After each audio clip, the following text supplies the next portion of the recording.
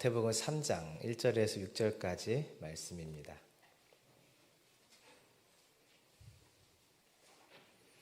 마태복음 3장 1절에서 6절까지 말씀, 우리 한 절씩 교독하겠습니다.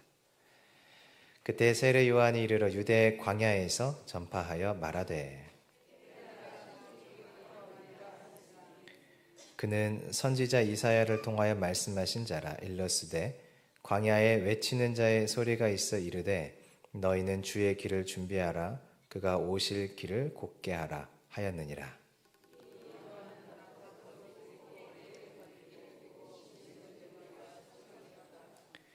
이때 예루살렘과 온 유대와 요단강 사방에서 다 그에게 나와 자기들의 죄를 자복하고 요단강에서 그에게 세례를 받더니. 아멘. 오늘 본문은 우리가 잘 알고 있는 세례 요한이 요단강가에서 세례를 베푸는 내용입니다. 이 내용에서 주님 우리에게 크게 두 가지를 좀 말씀해 주고 계세요. 첫째는 하나님께서 새 시대를 준비하기 위해서 사람들을 부르시는데 부르시는 곳은 광야다라는 것입니다. 그러니까 하나님께서는 새 일, 새 역사를 이루기 위해서 우리를 어디로 부르시는가? 광야로 부르시는 거죠. 왜 부르실까? 그곳에서 양육하기 위해서입니다. 양육할 때 사용하시는 방법은 시험이에요. 시험은 죄로 가득 찬 나를 포기하는 시험입니다. 나를 포기하고 나면은 누구를 붙들게 될까요? 예수 그리스도. 내가 포기가 되면 인생에서 좌절하고 절망하는 것이 아니라 비로소 예수님만을 기대하게 되죠. 나에 대한 소망이 사라지면 어떤 이는 낭망하에 넘어지지만 하나님 안에 있을 때 우리는 오히려 예수 그리스도만을 붙들게 되죠. 바로 그 시험이요. 그 양육의 과정을 통과하면 결국 주님을 만나게 되는 것입니다. 그 양육의 과정을 통과할 때 주님이 찾아오게 되는 거죠. 오늘 주님께서 혹시 여러분을 광야로 지금 부르고 계십니까? 물과 먹을 것이 없는 광야, 뜨거운 태양만 있어서 또 밤에 너무 추워서 견디기 힘든 광야에 혹시 여러분을 주님께서 부르고 계십니까? 그렇다면 그 자리는 시험과 양육이 있을 것이에요. 그러나 잘 견디시면, 잘 넘어가시면, 통과하시면 반드시 예수 그리스도를 만나게 되실 것입니다. 둘째로 하나님은 이 새 시대, 새 역사를 준비하기 위해서 먼저 한 사람을 불러서 훈련시키신다는 것입니다. 이 훈련에 부름받은 자가 바로 새 요한이죠.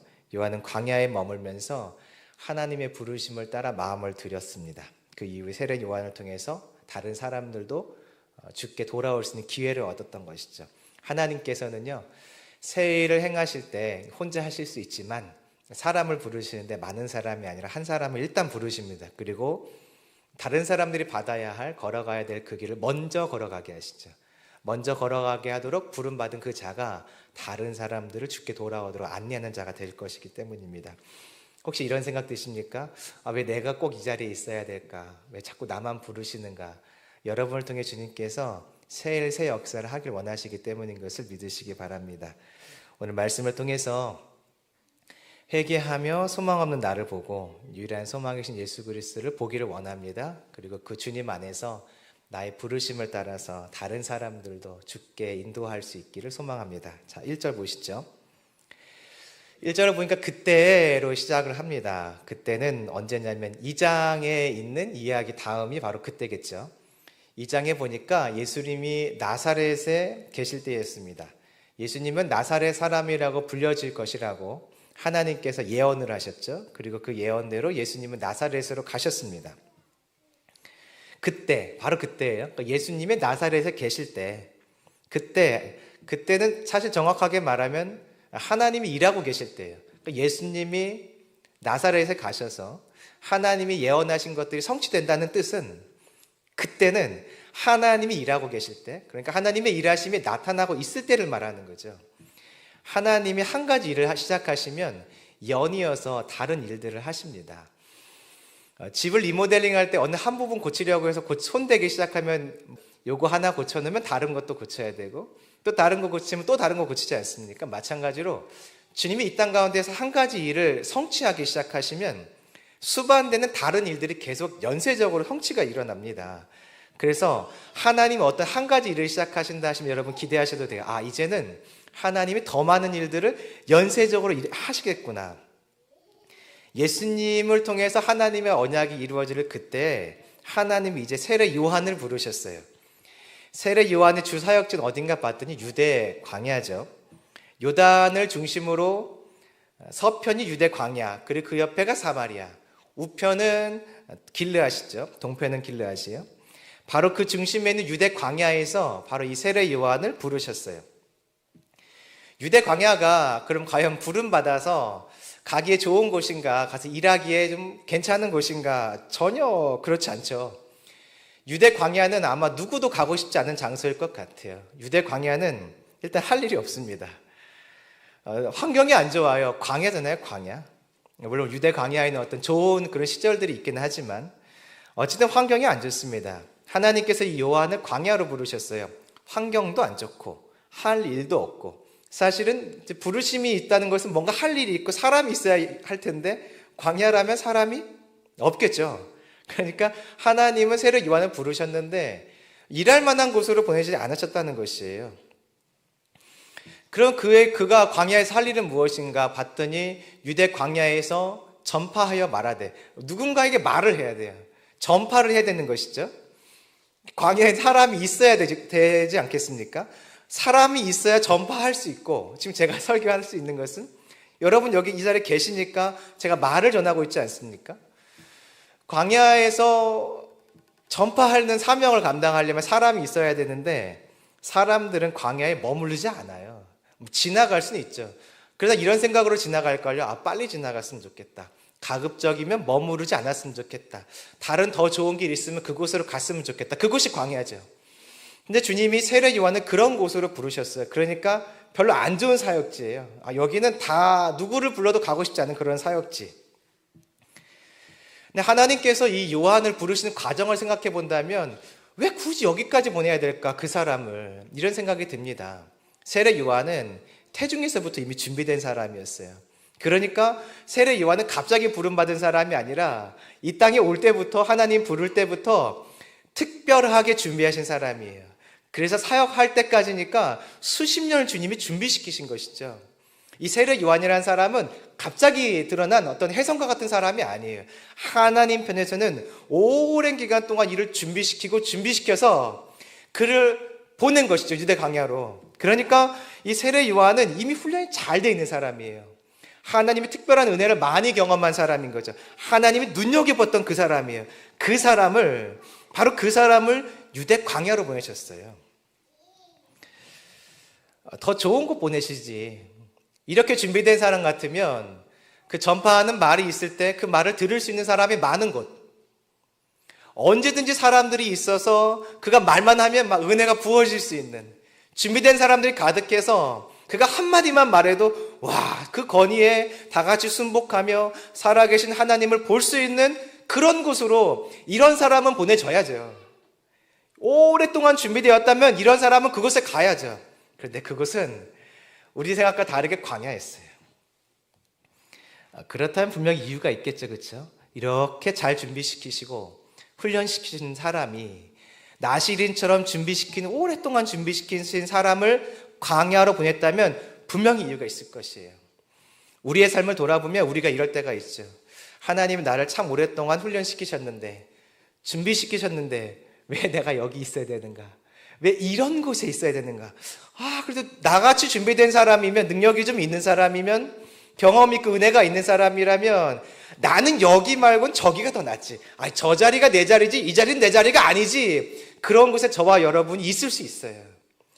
그래도 내가 몇 년 차인데, 그래도 내가 경력이 몇 년 차인데, 내가 기도를 얼마나 많이 했는데, 기도 가운데 하나님 일하시면 얼마나 많이 봤는데 내가 이 자리라니, 내가 어떻게 이 자리라니 할 수 있는데, 여러분 그때 눈을 열고 보시면 그 자리가 하나님의 일하심이 이미 풍성하게 준비된 자리입니다. 그러니까 믿으세요. 하나님이 준비된 나를 어느 곳에 보내셨다면 그것이 혹 광야여서 무언가 할 일도 없는 것 같고 내가 전파할 사명이 있는데 내 말을 들을 사람도 아무도 없는 것처럼 보이는 그 자리가 사실은 준비된 바로 그 사람이 가야 할 자리인 것입니다. 이 광야에 하나님께서 세례 요한을 보내셨어요.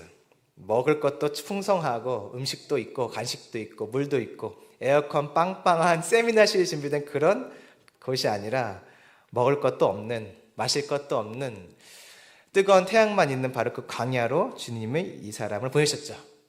그럼 이유가 있겠죠. 왜 광야여야 하는가? 이렇게 준비된 사람을 왜 굳이 하나님께서는 그 광야로 보내셨을까? 성경을 찾아보면 돼요. 왜 광야여야 하는가? 신약 성경에서 광야는 두 가지 의미가 있습니다. 신약 성경에서 광야를 좀 검색을 해보면 크게 두 가지 정도의 의미가 있어요. 광야에는 첫 번째, 여러분, 시험이 있습니다. 하나님께서는 이스라엘 백성들을 출애굽시키신 이후에 광야에서 훈련을 하셨어요. 그들을 시험하셨죠. 나를 사랑하나 사랑하지 않나. 하나님께서는 예수님을 사랑한다고 고백하셨습니다. 하늘의 문을 여시고 예수님이 세례 받으시는 그때 예수님께 내가 정말 사랑한다, 내가 기뻐하는 자다라고 말씀해 주셨죠. 이 사랑과 하나님의 기뻐한다는 그 메시지를 들은 예수님을 성령님이 어디로 인도하시냐면 광야로 인도하셨어요. 광야에는 무엇이 있나 봤더니 시험이 있네요. 하나님은 광야에서 시험을 준비하세요. 자, 그러면 이 시험이 뭘까요?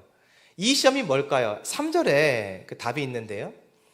3절을 봤더니 세례 요한이 광야에서 하는 말은 이것이었어요. 회개하라. 회개하라는 것이었죠. 그가 그곳에서 외친 것은 회개하라는 것이었어요. 6절을 보면 자기 죄를 자복하고 돌아오게 하는 회개하는 일을 외쳤어요. 그러면 사람들이 광야로 부름을 받아서 세례 요한을 만나면 어떤 일을 경험하게 되냐면 회개해야 한다는 이 말을 듣고 내 안에 죄를 봐야 하는 그 자리에 임하게 되는 것이에요. 그러니까 광야는 시험이 있는데 어떤 시험이 있는 것이냐면 내 안에 있는 죄, 내 안에 가득한 내 자아를 보아야 하는 시험이 있는 것이에요. 이게 시험이죠, 여러분. 정말 시험거리가 됩니다. 자, 제가 질문 한번 해볼게요. 다른 사람 안에 있는 작은 죄, 티끌이 더 크게 보이십니까? 내 안에 있는 들보와 같은 큰 죄, 매일 반복하고 있는 그 큰 죄가 더 잘 보이십니까? 여러분은 어떠세요? 대답은 하지 마세요. 속으로만 대답하세요.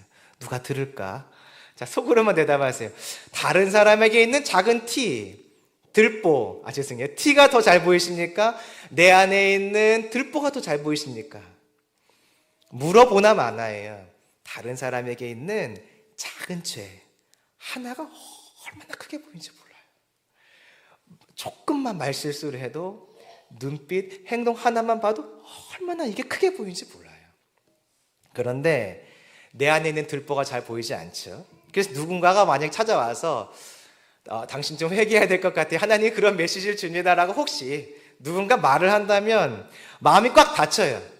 누가 내 안에 약함과 어떤 부족함을 누가 혹시 말하면 뭐 꼭 지적은 아닐지라도 이렇게 언뜻 얘기만 해도 마음이 상해요. 마음이 닫혀서 그 사람과 함께 있고 싶지도 않죠. 혹시 누가 나에게 그런 말을 좀 지적과 같이 말을 한다면 어떤 마음이 드냐면 듣기는 듣는데 속으로 생각을 하죠. 나한테 그런 말을 할 자격이 있나? 내가 그때 그 죄를 봤는데. 내 안에 다른 사람의 티는 잘 보이지만 내 안에 있는 들보가 안 보여요. 그래서 누군가 나에게 회개하라 이 말을 하면 시험이 들어요. 정말 시험이 들죠. 마음이 상하기도 하고 아무튼 하나님 왜 나에게 이런 일을 허락하시는가 그런 불편함이 생겨요.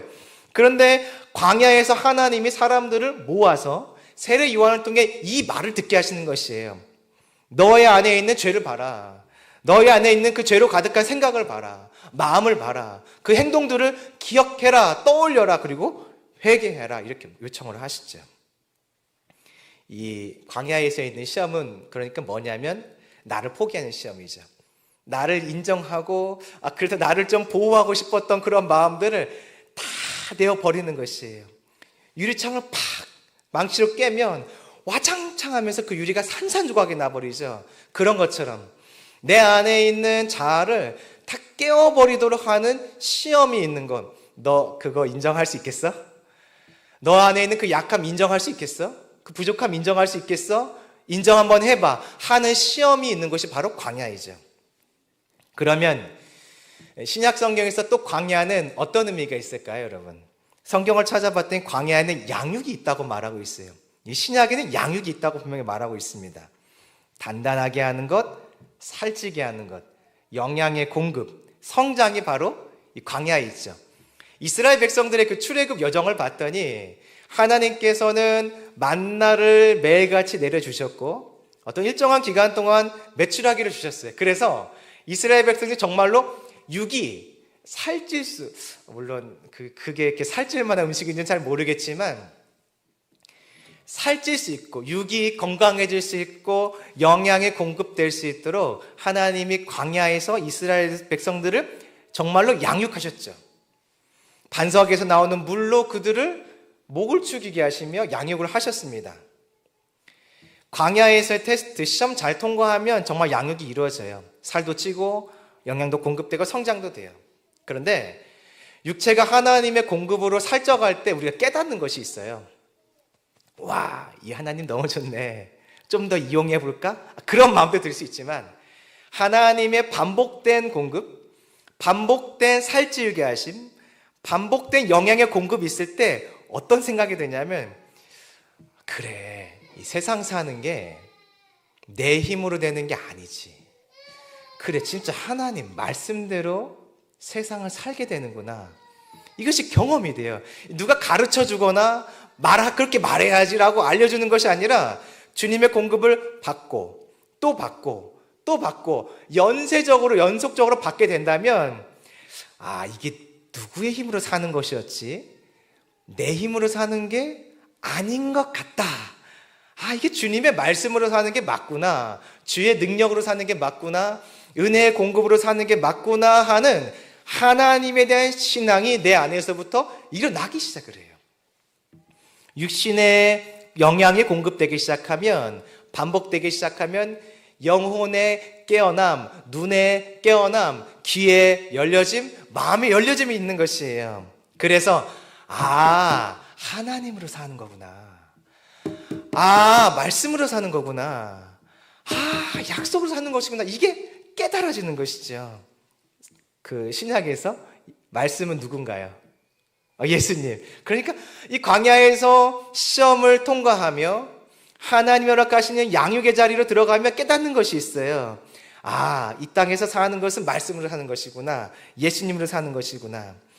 양육은 무엇이냐면 결국에 시험을 통과하면서 나를 버리고 나를 포기하고 나에 대한 신뢰를 다 버리고 말씀으로, 예수님으로, 능력으로, 하나님으로 사는 것이구나 하고 깨닫는 것이 양육이에요. 다시요. 양육은 여러 가지가 될 수 있겠지만 시험과 관련해서 생각을 해본다면 나는 소망 없고 진짜 이게 인생이 하나님으로 사는 것이구나. 정말로 예수님으로 사는 것이구나. 정말 말씀으로 사는 것이구나. 깨닫는 것을 뭐라고 말하냐면 양육이라고 말하는 것이에요. 하나님은 이것을 위해서 이스라엘 백성들을 광야로 보내고 계시고 하나님은 이 시험과 양육을 위해서 지금 누구를 광야에 보내셨죠? 세례 요한을 보내신 것이에요. 요한의 사명이 바로 이것이에요. 광야에 찾아온 사람들에게 하나님의 메시지를 시험합니다. 회개하라. 천국이 가까이 왔다. 그 가운데 사람들이 자기를 버리며 자기를 포기하며 결국에는 잿덩어리에 나는 소망이 없어. 내 능력으로는 살 수가 없어. 난 진짜 소망이 없지. 깨닫고 하나님만 바라보게 하는 자리, 구원자를 바라보게 하는 자리, 메시아만 바라보고 찾게 하는 그 마음, 찾는 그 자리로 인도하는 것이 바로 광야에서 세례 요한이 받은 사명인 것이에요. 광야, 그 환경 안 좋은 곳. 아니에요. 환경 안 좋은 건 맞는데 광야를 가야 볼 수 있는 것이 있어요. 예수 그리스도를 찾게 되는 것이죠.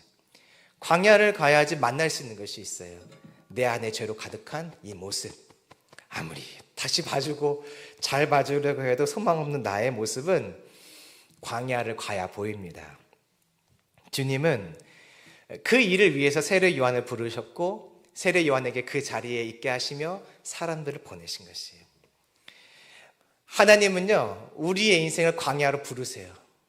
어떤 분은 지금 광야에 계실 수도 있어요. 혹시 여러분 광야에 계시다면 시험 잘 통과하시고 꼭 풍성한 양육이 내 안에 일어나기를 원합니다. 그 자리가 하나님 부르신 광야의 자리예요. 머리 아픈 자리, 마음 쓰이는 자리, 힘드신 자리, 그거 있죠.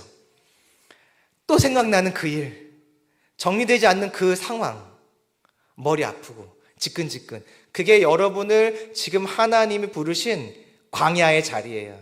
그것이 부부간의 관계든 자녀와의 관계든 일터에서의 관계든 물질의 일이든 결혼의 일이든 무엇이든 간에 머리 지긋지긋한 그것 있죠. 그 자리가 하나님이 저와 여러분을 부르신 광야의 자리인 것이죠.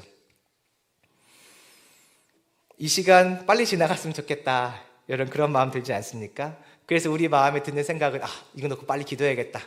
이 지긋지긋한 광야, 그 문제, 그 사람, 그 환경, 그 일 정리되었으면 좋겠다. 근데 여러분, 접근 방법이 틀렸어요. 광야는 나를 버리고 예수 그리스도를 바라보라고, 예수 그리스도만을 기대하라고 그 자리를 보내신 것이에요. 그러면 어떤 사람이 광야에서 탈출할 수 있을까요? 어떤 사람이 광야에서 나올 수 있을까요? 만약에 광야가 학교라면 어떤 사람이 광야에서 졸업장 딱 받고 당당하게 졸업장 갖고 나갈 수 있을까요? 나를 버리고 예수 그리스도를 전심으로 의지하는 사람이요. 그것이 딱 이루어지면 주님이 넌 통과, 이제 광야에서 나가 하고 바로 버스 보내주실 것이에요. 나가라고. 바로 키 주실 것이에요. 나가라고. 문제 해결이 목적이 아니에요. 광야는 광야 자체를 해결하는 것이 목적이 아니에요. 관계를 해결하는 것이 목적이 아니에요. 광야로 나를 부르신 이유는 나에게 소망 없음을 인정하고 예수 그리스도만 좀 바라보면 어떻겠니? 한번 지금 그 삶 살아보면 어떻겠니? 하고 부르신 자리가 바로 광야인 것이죠. 광야에서 탈출하기 원하시죠? 지긋지긋한 그 광야는 진짜 잊고 싶지도 않아요. 자꾸 나를 왜 이렇게 광야로 보내시는지 그것은 정말 생각하고 싶지도 않아요. 그러세요? 그러면 이제 이 분을 생각하시면 돼요. 예수 그리스도요. 그 문제 해결이 아닙니다. 예수 그리스도를 다시 바라보게 될 때, 예수 그리스도만을 찾게 될 때 그 문제는 정리돼 버리는 것이에요. 왜냐하면 그 광야에 더 이상 있을 필요가 없으니까. 광야에 보내신 목적은 하나님 한 분, 예수 그리스도 한 분을 바라보라고 그곳에 넣어 놓으신 거니까 그 뜻을 이루고 나면 거기에 머물러 있을 필요가 없게 되는 것이죠. 여러분 혹시 지금 계신 곳이 광야이신가요? 지금 계신 곳이 광야세요? 덥고 또 춥고 먹을 것 마실 것 없는 그 광야. 그러시면 이제 예수 그리스도를 바라보세요. 회개하라. 무엇이 가까이 왔다고 말했죠? 천국이요. 이 복음서에서 천국은 누구를 말할까요, 여러분? 복음서에서 천국은 하나님 나라라고 말합니다. 그런데 복음서에서 천국은 하나님 나라를 이렇게 다르게도 표현을 해요. 인자라고요. 하나님 나라라는 그 두 단어를 한 단어로 바꿔서 이렇게 표현을 해요. 인자라고 해요. 인자가 누군가요? 예수 그리스도. 회개하라. 누가 가까이 왔다고요? 천국이요. 예수 그리스도가 여러분에게 가까이 오신 것이에요. 시험과 광야에서 시험을 통과하며 양육되어질 때 비로소 여러분이 만나게 되실 것이에요. 예수님, 그분을 만나게 되실 것이에요. 그래서 여러분 꼭 내 인생의 광야가 찾아왔다면 예수님 만나길 기대하세요. 예수님 만나길 기대하세요. 그러면 광야가 끝나게 될 것입니다. 이제 3절과 4절은 그러면 어떻게 이 일은 하나님이 준비하셨는가? 어떻게 이 일이 이루어질 것인가? 광야에서 시험을 통해서 양육되어지는 이 일은 어떻게 이루어질 것인가? 3절과 4절에 나와 있는데요. 3절은 하나님이 어떻게 준비하셨느냐이고 4절은 사람이 어떻게 준비했느냐입니다. 자, 3절 말씀 같이 읽어보시죠. 시작.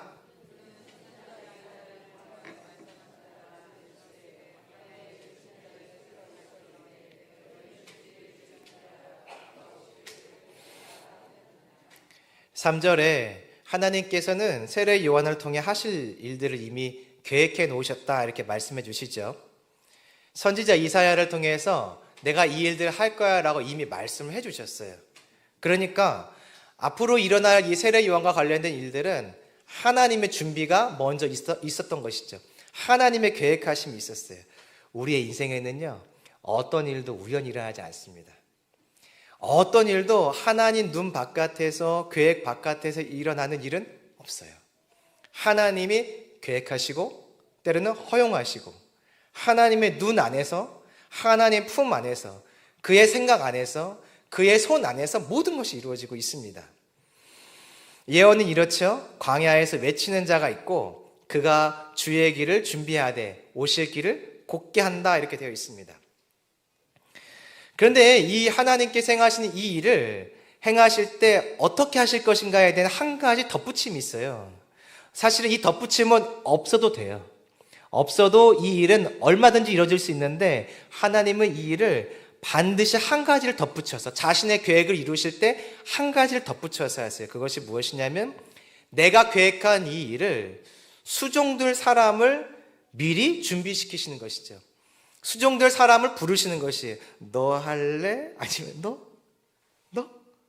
너가 좋겠다 하며 하나님이 내가 계획한 일이 있는데 여기 좀 같이 참여해 볼래라고 반드시 사람을 부르세요. 그게 4절 사람의 준비죠. 보실까요?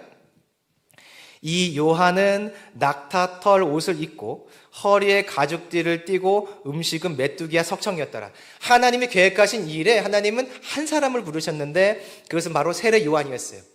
요한이 부르심을 알았기 때문에 이 삶을 살았죠. 잠깐 요한이 무엇을 준비했나 좀 보실까요? 4절에 보면 의식주가 나와요. 의식주. 자, 어떤 옷을 입고 있었나요? 낙타털 옷. 이거 어디서 입는 옷일까요, 여러분? 광야에서 밤에 추움을 피하고 뜨거운 태양을 피하는 데 가장 좋은 것이 이 낙타털 옷입니다. 낙타털 옷, 의가 나왔어요. 그럼 뭘 먹고 살았나요? 메뚜기와 석청. 메뚜기는 여러분의 집에 가면 메뚜기 항상 있으시죠? 메뚜기는 집에 있나요? 집 바깥에 있나요? 집 바깥에 있죠. 메뚜기는 바닷가에 살죠? 아니에요? 여기 군산에서는 바닷가에 메뚜기 없나요? 메뚜기는 산에 살아요. 들에 살아요. 풀이 있는 곳에 살죠.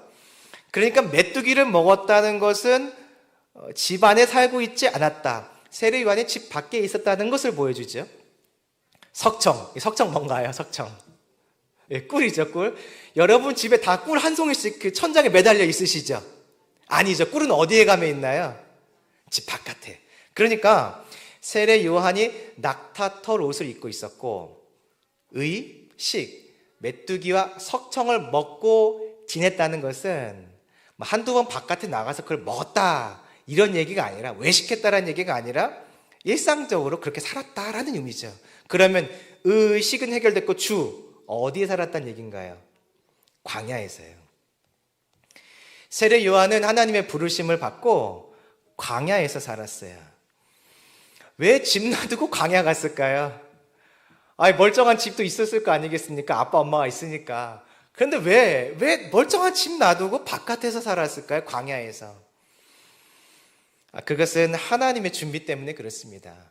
하나님이 어떤 일을 준비하실 때 그 일과 관련된 훈련, 그 일과 관련된 시험, 그 일과 관련된 양육을 누군가에게 먼저 시키세요. 먼저 시킨 그 사람이 그 일을 다른 사람에게 하도록 하죠.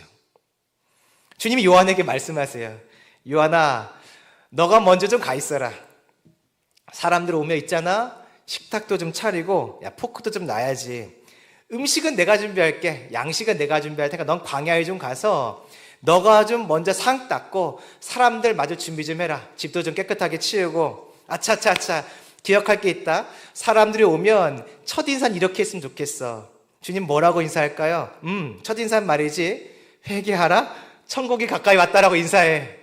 주님 어떻게 그런 말을 합니까? 일단 사람을 만나면 첫인사는 있잖아, 반가워요가 아니야, 잘 오셨습니다가 아니라 회개하라, 천국이 가까이 왔다. 너가 이 말을 좀 해주면 좋겠어 하며 하나님은 세례 요한을 광야로 먼저 보내셨어요. 같은 곳, 같은 장소, 같은 시험, 같은 양육을 세례 요한에게 먼저 하시는 것이죠. 그는 그곳에 살았잖아요. 일상의 삶을 거기서 보냈죠. 그 가운데 뭐 했겠습니까? 맨날 꿀 따러 다니고 메뚜기 잡는 건 아니잖아요. 성경이 그 얘기하는 건 아니잖아요. 그것을 먹으면서 무엇을 했는가예요. 자, 앞에 이야기로 돌아가 보죠. 광야에는 두 가지가 있습니다. 무엇이 있죠? 첫 번째, 시험. 그리고 무엇이 있다고요? 양육. 그러면 시험과 양육이 세례 요한에게도 그대로 있었다라는 것을 우리가 알 수 있어요. 성경엔 말하고 있지 않아요. 다만 그가 광야에서 살았다는 것을 말하는 것은 의와 식을 통해서 주가 어디였는지 우리에게 유추하게 만들죠. 그가 광야에 살았다는 것은 그가 이미 우리가 받아야 될 그 이후에 사람들이 받아야 될 시험과 양육을 광야에서 이미 하나님께 1대1로 얼마나 셌을까요? 사람은요, 좀 이렇게 하다 보면 누그러지기도 하고 강하게 훈련시키다가도 좀 말기도 하잖아요. 근데 하나님이 1대1로 세례 요한을 훈련시키셨어요. 여러분 그런 시험의 자리 가보고 싶으세요? 그런 제자 훈련 받고 싶으세요? 저라면 좀 피할 것 같아요. 하나님과 하는 1대1의 제자 훈련. 이스라엘 백성들은 온 민족이 같이 받았잖아요. 서로 좀 막 흉도 보고 하나님 흉도 보고 어떻게 저럴 수 있어 하면서 흉도 보는데 세례 요한은 흉볼 사람도 없어요. 하나님에 대해서 말 한마디 못해요. 하나님과 1대1로 광야에서 먹고 마시면서 자면서 주님의 제자 훈련을 받는 거죠. 시험과 양육을 통해서 하나님 한 분밖에 없다. 주님 한 분으로만 살 수 있지라는 것을 경험하고 배우고 살아낼 수 있는 자리에 주님 먼저 서게 하신 것이죠. 그러니까 그가 왕의 음란한 범죄를 지적할 수 있는 것이에요. 하나님으로 살아가는 것이 이미 준비되었기 때문에 그 죄를 지적하고 목에 잘리는 참수의 자리까지 갈 수 있는 것이죠. 갑자기 된 것이 아니에요. 그가 다른 사람들에게 감히 무엇이라고 세례를 주며 그가 무엇이라고 감히 다른 사람들에게 회개하라고 말할 수 있을까? 사람들이 말하겠죠. 너가 뭔데? 너가 뭔데? 그때 세례 요한은 내게 주신 권위다. 그것이 아니라 내가 이미 시험을 통하고 양육을 통해서 하나님만이 나의 구원자이신 것을 내가 발견했어요. 여러분. 그러니 회개하시고 가까이 온 인자 예수 그리스도를 맞이할 준비를 하셔야 합니다라고 말할 수 있는 것이죠. 하나님께서 계획하신 일들을 성취하실 때에는 한 사람을 미리 부르세요. 그리고 그가 하나님이 하실 그 훈련의 일들을 하나님이 성취하실 일들을 먼저 경험하고 확인하고 알게 하시죠. 그 다음에 그 사람을 통해서 하나님이 행하실 일들을 이제 이뤄나가시는 것입니다. 그래서 혹 주님이 여러분에게 너가 좀 거기 있어주면 어떻겠니? 그 자리는 다른 사람 말고 너다. 너 다른 사람이 없다. 너가 꼭 가야 된다. 주님 그건 진짜 아닙니다. 저 사람 보내세요. 저 사람 더 적합한 사람은 저 사람이에요. 나는 말고요 라는 마음이 들 수 있지만 혹시 주님이 여러분을 찾으신다면 너가 좀 그 자리에 있어줘라 하신다면 여러분 순종하는 마음으로 잘 훈련 받으시길 바랍니다. 제가 할게요. 주님 제가 할게요. 다른 사람 말고 그냥 저 보내세요. 그동안 저 많이 훈련시키셨는데 제가 할게요. 제가 딱 맞는 사람입니다. 저 사람 말고 제가 딱 맞는 사람입니다. 그 자리는 제가 제일 맞는 사람입니다. 이전에 한 이렇게 선배 목사님을 만났는데 그분 참 이렇게 좋은 분이셨어요. 근데 이렇게 어려운 교회에 계신 것을 보면서 제가 이런 질문을 했었습니다. 사람의 생각이었죠. 아니 근데 목사님 이렇게 은혜도 있고 하나님도 많이 경험하고 하나님의 역사도 많이 있고 하면 목사님 같은 분이 이렇게 좀 좋은 큰 데 가서 사역을 많이 이렇게 내시고 뭔가 주의 나라를 위해 이렇게 좀 더 하셔야 되지 않습니까? 라고 했더니 그분이 뭐라고 하셨냐면 저한테 준비됐으니까 내가 여기 있는 거예요. 그 말씀을 하시더라고요. 준비됐으니까 나 같은 사람 여기서 있어야 되는 것이에요. 그래야 여기 다시 바꿔내죠. 그래야 여기 다시 살려내죠. 그러니까 내가 와야 되는 것이에요. 그 말을 하시는 것이 아직도 기억에 남아요. 여러분 잘 준비되어 계세요? 나 같은 사람 정말 주님 나 훈련 많이 시키셨지. 내게 은혜를 많이 주셨지. 그러면 바로 여러분이 그 광야에 계셔야만 합니다. 다른 사람 말고요. 여러분이 계셔야만 해요. 그래야 광야에서 그 생명의 생수의 소리를 뜨거운 태양 아래서 마실 물과 먹을 것이 없는 그 자리에서 선포할 수 있는 힘이 있어요. 준비된 사람이 아니고서 누가 이런 것을 할 수 있겠어요?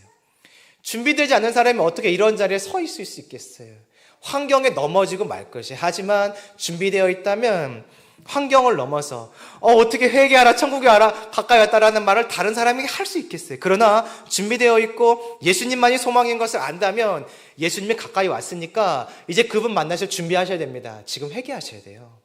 지금 회개하셔야 돼. 그래야 예수님 만날 수 있습니다라고 담대하게 말할 수 있겠죠. 준비되어 있어야만요. 준비되지 않으면 너가 뭔데 그런 얘기 나한테 해. 너나 잘해. 그런 얘기 들으면 마음 상하고 움츠러들어요. 하지만 준비되어 있으면 그러든지 말든지 난 주의 부르심이니 이 길을 간다고 갈 수 있는 것이죠. 광야에서 굴러본 사람이 다른 사람 굴릴 수 있어요. 고기는 먹어본 사람이 다른 사람이 구할 수 있죠. 이거 맛있어, 꼭 먹어봐, 이 부위가 최고야. 먹어본 사람이 말할 수 있겠죠. 맛집도 가본 사람이 알려줄 수 있어요. 유튜브 보고 블로그 보고 안 사람 말고 먹어본 사람. 그 집 진짜 맛있더라. 그 집 진짜 맛있더라. 좋은 것도 경험해본 사람이 건면할 수 있어요. 나쁜 것도요. 아쉽지만 나쁜 것을 경험해본 사람이 또 건면할 수 있습니다. 나쁜 길로 가자고요. 경험해본 사람이 말할 수 있어요. 하나님은 이렇게 일하세요.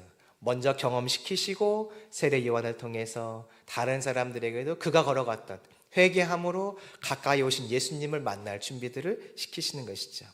그 결과가 바로 5절입니다. 같이 읽어보실까요? 시작. 이때 예루살렘과 온 유대 요단강 사방에서 다 그에게 나아와. 6절입니다. 같이 읽어보실까요? 자기들의 죄를 자복하고 요단강에서 그에게 세례를 받더니. 하나님께서 세례 요한을 준비시키셨어요. 성경에서는 이제 세례 요한이 나오기 전에 약 암흑시대라고 하는데, 성경에서는 아니라 학자들은 암흑시대라고 이야기하는데 한 400년 정도의 하나님의 침묵의 시간이 있어요. 그 침묵의 시간을 깨고 하나님이 세례 요한을 준비시키셔서 유대 광야로 보내시니 하나님의 뜻과 계획대로 사람들이 회개하며 결국 예수님, 천국 가까이 온 그 인자 예수 그리스도를 맞이할 준비를 하게 되는 것이죠. 회개해야 예수님 만날 수 있잖아요. 그러니까 사람들을 회개시키며 그분을 만날, 그분만이 나의 소망이자 하고 깨닫고 돌이키게 할 그 준비를 바로 세례 요한이 성취하게 되는 것입니다. 주님의 마음을 시원하게 할 사람은 주님을 찾고 계세요. 저와 여러분이 그 일 감당하기를 소망합니다. 주님의 마음을 시원케 할 사람, 남들을 안 가려고 하지만 꼭 가서 하나님이 원하시는 그 훈련을 내가 먼저 받고 다른 사람에게도 그 훈련을 시키며 살아계신 예수 그리스도를 보게 할 그 한 사람을 주님은 찾고 계세요. 혹시 주님이 지금 여러분을 그 자리를 부르고 계십니까? 지금까지 혹시 거절하고 계셨어요? 주님, 진짜 그건 아닙니다. 진짜 나는 아닙니다. 그 자리가 진짜 여러분이 가셔야 될 자리입니다. 믿음으로 고백하고 순종하기로 결단할 때 저와 여러분 안에 하나님의 또 다른 언약의 성취들이 일어날 줄로 믿습니다. 말씀 정리할까요? 광야에는 시험이 있고 무엇이 있죠? 양육이 있습니다. 시험은 내 죄를 인정하고 나에게 소망 없음을 아는 것이에요. 그래서 양육됨은 무엇이냐면 예수님만 신뢰하게 되는 것입니다. 저와 여러분 안에 광야를 통해서 시험이 있고 양육되어서 마침내 난 진짜 소망 없고 예수님만이 나의 소망이다, 그 고백이 나오기를 소망합니다. 이 일을 위해서 주님은 한 사람을 준비시켰습니다. 혹시 여러분에게 그 자리에 너가 좀 가졌으면 좋겠다라고 말씀하시면 여러분 그 일 꼭 감당하시기를 소망합니다. 자, 이 일을 감당하는 첫 번째 장소는 어디일까요? 가정입니다. 가정에 우리가 엄마 아빠로 남아있고 부부로 남아있고 자녀로 남아있는 이유는 이 일을 하라고, 그 자리에서 이 일을 하라고 부르신 것을 믿으시기를 소망합니다. 우리 잠깐 기도하실까요? 들으신 말씀 기억하시면서 우리 먼저 좀 회개하시죠. 주님, 광야, 나 정말 그거 포기하고 싶었어요. 광야에 있는 것 때문에 마음도 아프고 힘이 들어서 왜 나를 자꾸 이 자리에 보내시는가? 왜 여기서 나를 빼내주지 않는가? 하나님 앞에 내가 원망했던 것들 우리 좀 회개합시다.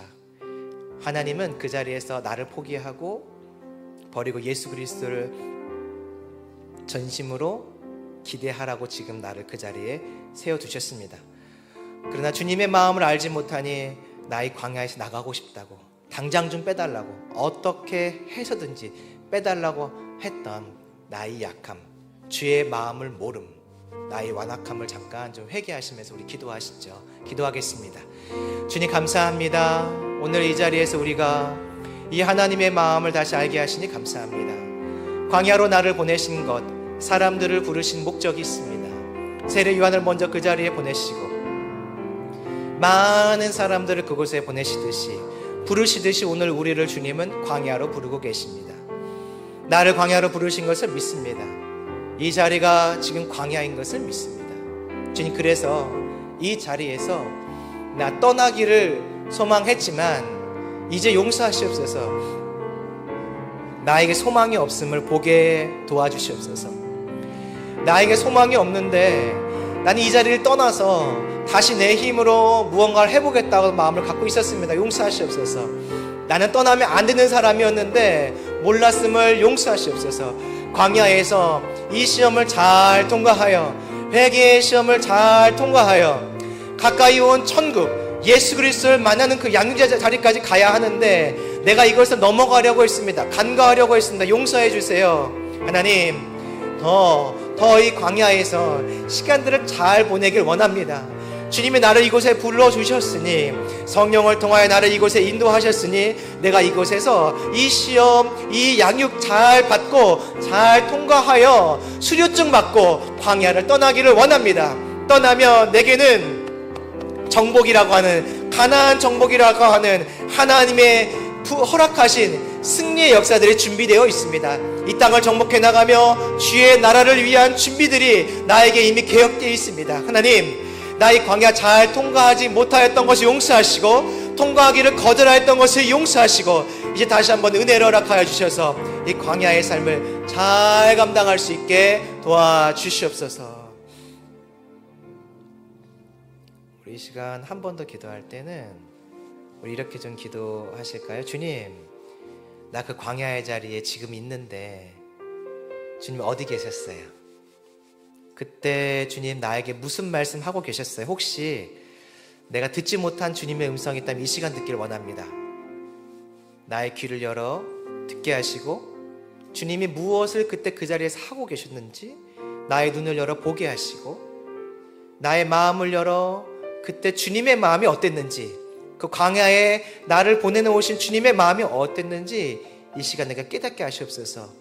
우리 성령님을 의지하면서 한 번만 더 기도하시죠. 기도하겠습니다.